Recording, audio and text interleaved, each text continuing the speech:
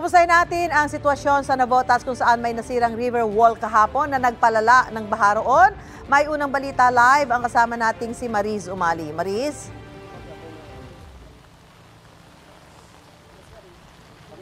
Yes mga kapuso, at Esu, nandito tayo ngayon sa Barangay San Jose dito sa Navotas City. Isa po ito sa pinakamatinding na apektuhan ng paghagupit ng habagat na hinihila ng mga nagdaang bagyo at ng kasalukuyang bagyo. At bukod pa dyan, nakapagpalala pa rito yung high tide sa kanilang lugar. Makikita nyo sa aking likuran na nasira na yung river wall. Actually, dagdag po yan sa nauna nang nasirang river wall. Nasa katapat po yan nung unang nasirang river wall. Kaya talagang lalong lumala yung sitwasyon dito. Dahil supposedly, itong pader na nagpoprotekta sa mga residente rito dun sa ilog, dito yung Taos River, ay nasira na nga. Kaya imbis na maprotektahan sila, ayan, umapaw na ng husto yung tubig mula doon sa ilog papunta dito sa mga residente, mga kabahayan dito sa lugar nila. Sa pag-agos nga at pag-apaw nitong tubig na ito ay talagang naglampas tao yung baha dito sa kanilang lugar. Kaya po isinailalim na sa state of calamity ito pong Navotas City dahil nga po sa matinding pinsala na naranasan dito sa kanilang lugar at dahil na rin po sa matinding pagtaas ng baha. At maging yung tubig nga po sa pumping station ay umapaw na rin at mabilis na pumasok sa kanilang mga kabahayan. Makikita po natin na sa mga sandali pong ito, ayan, yan po yung nasira na river wall.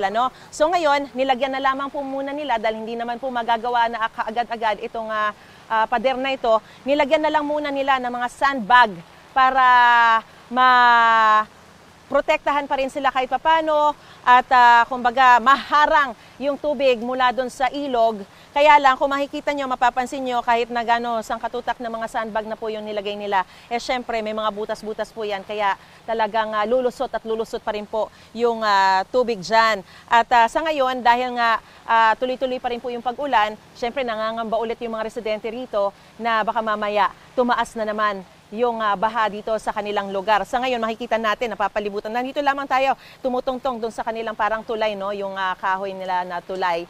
Pero mapapalibutan tayo nung tubig na umapaw na dito sa kabilang banda, sa kabilang dako mula doon sa ilog na yon. At makikita natin kung gaano sangkatutak ng mga basura talaga yung talagang naiwan dito sa mga lugar na ito na binaha na rin.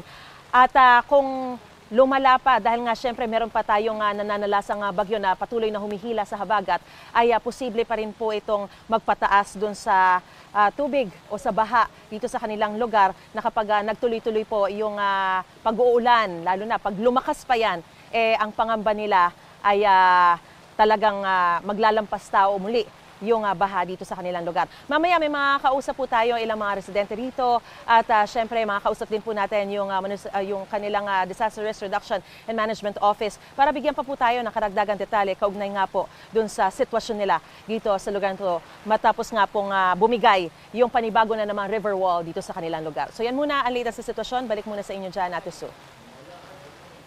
Mga kapuso, tumutok lang po sa mga ulat ng unang balita para laging una ka. Mag-subscribe na sa GMA Integrated News sa YouTube.